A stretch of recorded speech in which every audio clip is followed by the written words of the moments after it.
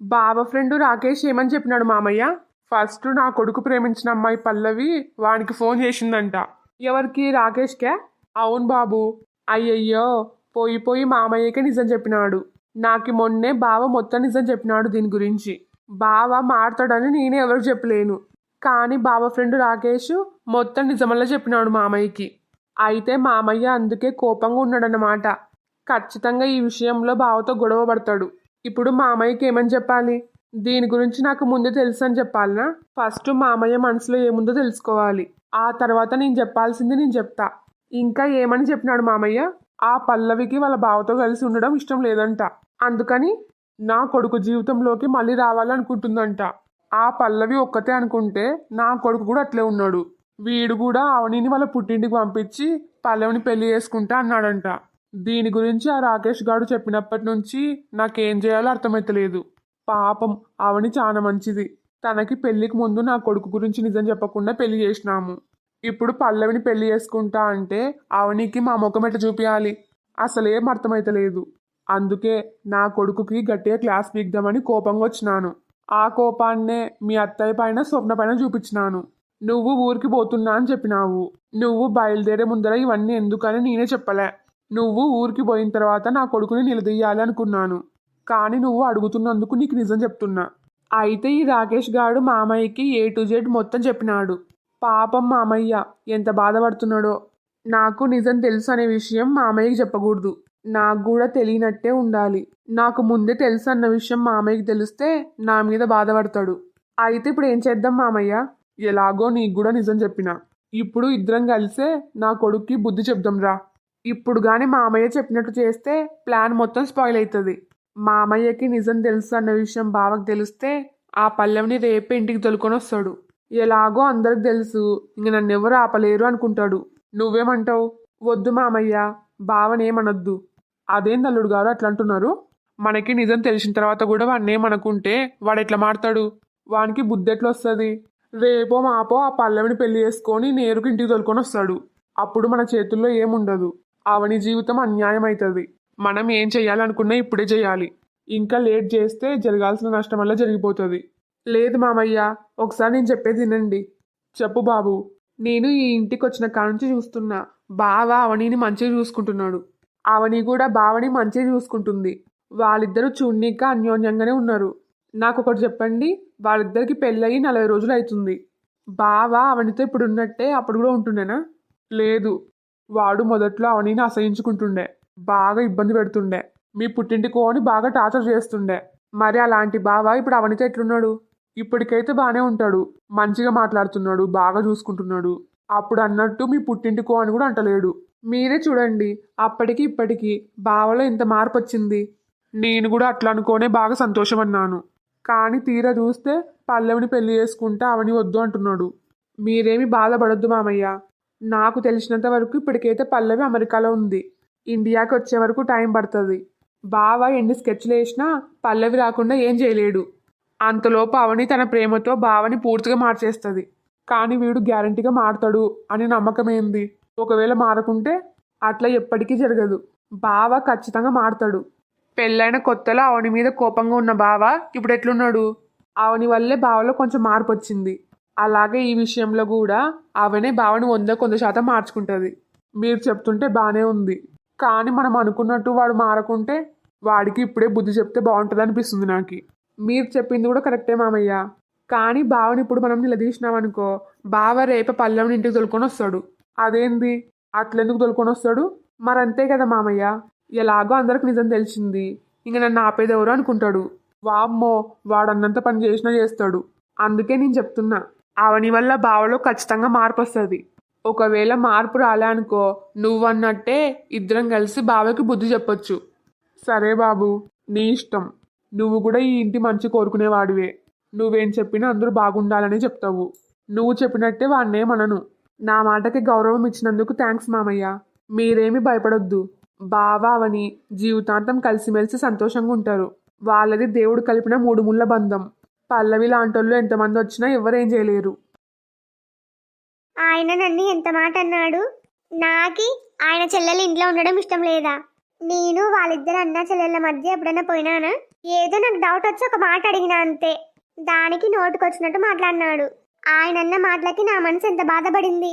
ఆయన అట్లా మాట్లాడతాడని అస్సలు అనుకోలేను. నన్ను అర్థం చేసుకున్నాడు అనుకున్నాను. ఆయన నాకే బుద్ధి లేదు. ఆయన నన్ను అర్థం చేసుకున్నవాడైతే పల్లవిని పెళ్లి చేసుకుంటా అనేవాడే కాదు. రెండో పెళ్లి చేసుకొని అడిగేవాడే కాదు. 3 నెలల తర్వాత మీ పుట్టింటికో అని అనేవాడే కాదు. నేనే గుడ్డిగా ఆయన మీద ఆశలు పెంచుకుంటున్నా. ఫస్ట్ నాకే తెలివి లేదు. వాళ్ళ చెల్లెలు స్వప్న గురించి అడగకుండా ఉండాల్సింది. ఇప్పుడు నాకు బాగా బుద్ధి వచ్చింది. ఇంకోసారి ఆ స్వప్న విషయంలో ఆయన దగ్గర ఎప్పుడు జోక్యం చేసుకోను. హలో అమ్మా, ఎట్లున్నావే? బాగున్నావా? బానే ఉన్నా.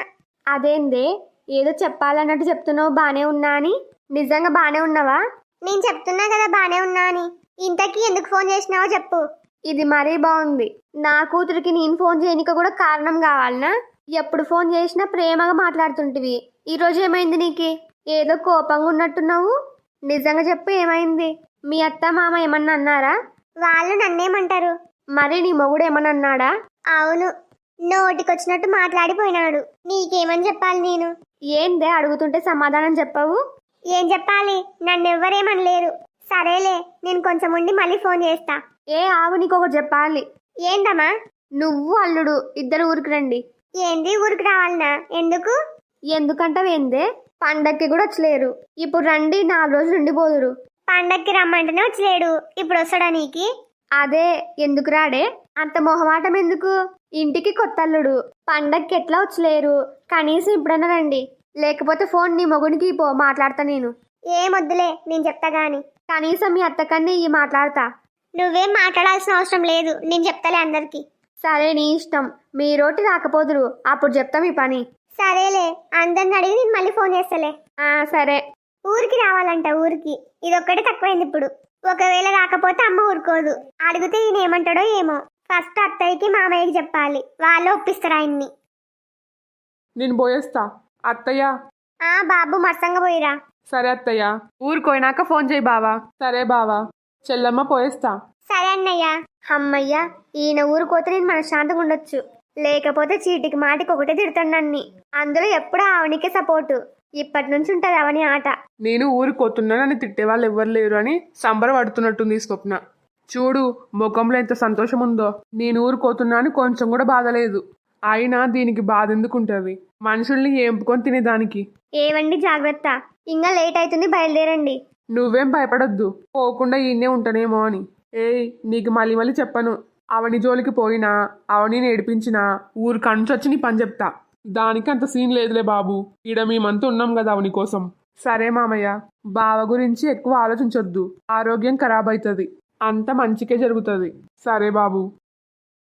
అందరికి బాయ్. బాయ్ బావా.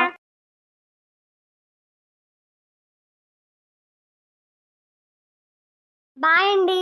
అల్లుడు ఇంట్లో ఉన్నప్పుడు పట్టించుకోవు గాని ఊరుకోయేటప్పుడు మాత్రం సంతోషంగా బాయ్ చెప్తున్నావు. సాల్ప చూసింది, నడి ఇంట్లోకి. అల్లుడు ఉన్నన్ని రోజులు ఇల్లు కలకలలాడింది. ఇప్పుడు అల్లుడు ఊరికి పోయిన తర్వాత ఇల్లంతా బోసిపోయినట్టుంది. అవునే. నాకు మాత్రం ఇప్పుడే ప్రశాంతంగా ఉంది. స్వప్నని తొలుకొని పోనీక మళ్ళీ వస్తానులే బావా. మా అమ్మ ఫోన్ చేసి ఊరికి రమ్మని చెప్పినట్టు అందరు చెప్పాలి. ఇదే కరెక్ట్ టైము. మా అమ్మాయి కూడా ఇన్నే ఉన్నాడు. అసలు ఏమంటారో ఏమో. అత్తయ్య, మీకు విషయం చెప్పాలి. ఏందవని? అత్తయ్య, ఇందాకే మా అమ్మ ఫోన్ చేసింది నాకి. అవునా? అందరు బాగున్నారాడా? బాగున్నారు అత్తయ్య. ఇంతకీ ఎందుకు ఫోన్ చేసింది? వాళ్ళు పండక్కి పిలిచినప్పుడు నేను మీ కొడుకు పోలే ఆడికి. అవునమ్మా, ఇంటి కొత్తల్లుడు అత్తారింటికి పోవాల్సింది, కానీ వీడు మాట వినలేడు. అందుకే మా అమ్మ ఇప్పుడు ఫోన్ చేసి ఊరికి రండి అని అడుగుతుంది. పండక్కి ఎట్లా వచ్చలేరు, కనీసం ఇప్పుడైనా 4 రోజులు ఉండిపోండి అని అడుగుతుంది. మీతో మీ కొడుకుతో కూడా మాట్లాడతా అని చెప్పింది, కానీ నేనే వద్దన్నాను. ఎందుకులేమ్మా, నీకు చెప్తే ఒకటి మాకు చెప్తే ఒకటినా? మరేమంటావు అత్తయ్య? మామయ్య మీరేమంటారు? నేనేమంటా, సంతోషంగా పోయిరండి. ఈడ ఉంటే ఎట్లా ఈ స్వప్న వాళ్ళని మనశ్శాంతిగా ఉండనీయదు. కనీసం అవని వాళ్ళ ఊరికన్నా పోతే 4 రోజులు ప్రశాంతంగా ఉండొస్తారు ఇద్దరు. అందులో ఇంటికి కొత్తల్లుడు. వీడు అవనితో పాటు పోతేనే ఆ మనుషులకు అలవాటు పడతాడు. మళ్ళీ అవనికి కూడా దగ్గర అయినట్టు ఉంటది. పల్లవి జ్ఞాపకాలు కొంచెమన్నా మర్చిపోతాడు. హలో ఫ్రెండ్స్ అందరికి, ఈ వీడియో మీకు నచ్చిందా? నచ్చితే లైక్ చేయడం మాత్రం మర్చిపోవద్దు. ఈ స్టోరీ యొక్క రాబోయే మిగతా పార్ట్స్ కోసం మా ఛానల్ ని ఇప్పుడే సబ్స్క్రైబ్ చేసుకోండి. వీడియోలు ఎంత ఎక్కువ పెంచాలంటే 1000 సబ్స్క్రైబర్స్ టార్గెట్. అది మీ చేతుల్లోనే ఉంది. నాకు జెన్యున్ గా సపోర్ట్ చేసి నాకు పాజిటివ్ గా కామెంట్ పెట్టే వాళ్ళందరికీ thank you so much. Me love and support నా పైన ఎప్పుడు ఇట్లా ఉండాలని కోరుకుంటున్నా. 2 డేస్ వీడియోస్ రాలేదని ఏమనుకోవద్దు. నా వాయిస్ ఇప్పుడు సెట్ అయింది. ఈ వీడియోని మీ ఫ్యామిలీ అండ్ ఫ్రెండ్స్ కి షేర్ చేయండి. వీడియోకి హైప్ చేయడం మాత్రం మర్చిపోవద్దు. ఈ ఫీడ్బ్యాక్ ఏమైనా ఉంటే కామెంట్ చేయండి. మాకు సపోర్ట్ చేయొచ్చు కదా please. Thanks for watching. Bye bye.